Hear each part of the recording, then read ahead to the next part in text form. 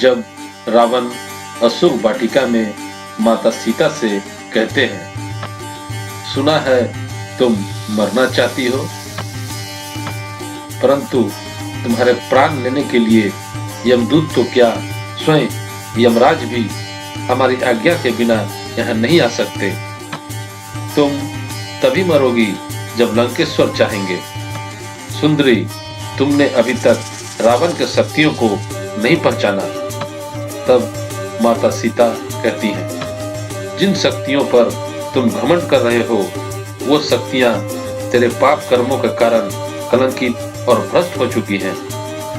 न केवल शक्तियां वरन उन शक्तियों का वरदान देने वाले ब्रह्मा और शिव को भी तेरे पापों ने कलंकित कर दिया है। याद रखो, जब शक्तियां भ्रष्ट हो जाए और उसके देवता कलंकित, तो शक्ति में बल नहीं रहता।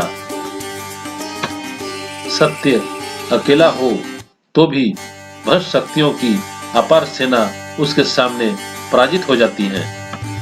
तूने आज तक केवल देवताओं को परास्त किया है, एक पवित्र पतिव्रता नारी से तेरा सामना नहीं हुआ। अहंकारी मूर्ख, तूने पाप वृत्ति से एक बार अपने पापी हाथों से मेरा अंग स्पर्श किया है। इतना ही दोष तेरे नाश के लिए पर्याप्त है। मेरे शूरवीर धर्मपरायण पति के विषैले बाण निश्चय ही तुम्हारा समूल नाश कर देंगे। तब रावण कहते हैं, अपने राज्य से निकाले हुए दर दर भटकते हुए उस वनवासी भिक्षुक की आशा करना छोड़ दे। एक अनजान बालिका की भांति एक भिखारी का सपना मत देख, जो कभी सच नहीं होगा। सपना देखो तो लंका की सम्राज्ञी बनने का। इसके साकार होने में तुम्हारे केवल हाँ कहने की देर है। तीनों लोकों की सुंदरियां अपने हृदय में यही सपने संजोए बैठी रहती हैं, परंतु तुम कितनी भाग्यशाली हो सीता कि स्वयं त्रिलोक विजयी रावण तुम्हारे सामने प्रेम की भिक्षा मांगने खड़ा है। जो शीश तीनों लोकों में कभी किसी के आगे नहीं झुकता, वह शीश तुम्हारे चरणों में झुका हुआ है।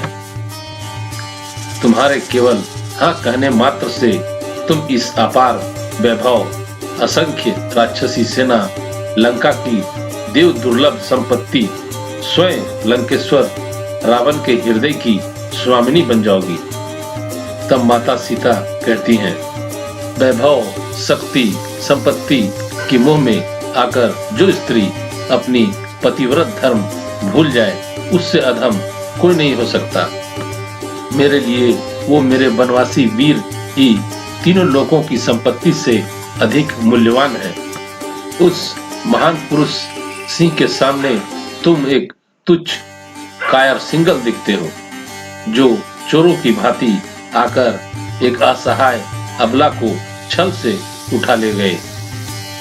धिक्कार है तुम पर, तुम्हारे ऐश्वर्य और वैभव पर, तुम्हें जन्म देने वाली माता पर, तुम्हारे पूर्वजों पर, तुम्हारे कुल पर धिक्कार है। एक बार नहीं, 1000 बार धिक्कार है।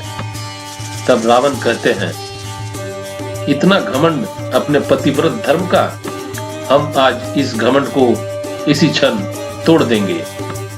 तुम्हारे सौंदर्य ने काम बानों से हमें विदीर्ण कर दिया था, इसलिए एक सच्चे प्रेमी की भांति हम तुम्हारे पास प्रेम की भिक्षा मांग रहे थे, परंतु तुम उस आदर के योग्य नहीं हो। लंका में यदि लंकापति की इच्छा कोई स्वेच्छा से पूरी नहीं करता, तो लंकापति स्वयं अपने बल से अपनी इच्छा पूरी करना जानता है। आज हम तुम्हें लंकापति की पत्नी बनने का सौभाग्य अवश्य प्रदान करेंगे। चलो उठो हमारे साथ। तब माता सीता एक घास की तिनका हाथ में लेकर कहती हैं, सावधान पापी, इस प्राचीर का पार करने का साहस न करना। तब रावण कहता है, वाह, रावण के प्रचंड आवेग को एक तिनके की दीवार से रोका जा रहा है। घास के एक तिनके को शस्त्र बनाकर त्रिलोक विजयी रावण से युद्ध करोगी? सुंदरी, कामदेव फूलों के बाणों से पुरुषों के हृदय भेदते हैं। तुम एक तिनके के बाण से रावण को अवध करना चाहती हो? तब सीता कहती है, तुम सत्य कह रहे हो रावण, ये एक तिनका नहीं, ये एक धर्मपरायण स्त्री का शील और सत्य का अग्निबाण है। यह सीता के सतीत्व का अभेदी दीवार है। एक सती और पर पुरुष के बीच एक तिनके की ओट भी बहुत होती है। यदि मैंने मन वचन कर्म से अपने पति से अनन्य प्रेम किया है, हे नारी धर्म के मूर्तिमान देवी माता अनसुईया, इस तिनके को पार करते ही ये पापी भस्म हो जाए। तब रावण हंसता हुआ कहता है, कितना सुंदर नाटक है सीता, ये बच्चों वाला नाटक छोड़ो और स्वयं उठकर हमारे साथ चलो, अन्यथा तुम्हारे बाल पकड़कर हम तुम्हें घसीटते हुए ले जाएंगे। चलो। तभी आकाशवाणी होती है, सावधान रावण, नल कुबेर के श्राप को याद करो। तुमने मेरे धर्म पत्नी के साथ बलात्कार किया है। मैं श्राप देता हूँ, यदि तुमने किसी पर स्त्री के साथ उसकी इच्छा के विरुद्ध उसका शील भंग किया तो तेरे सर के 7 टुकड़े हो जाएंगे। और फिर रावण रुक जाता है।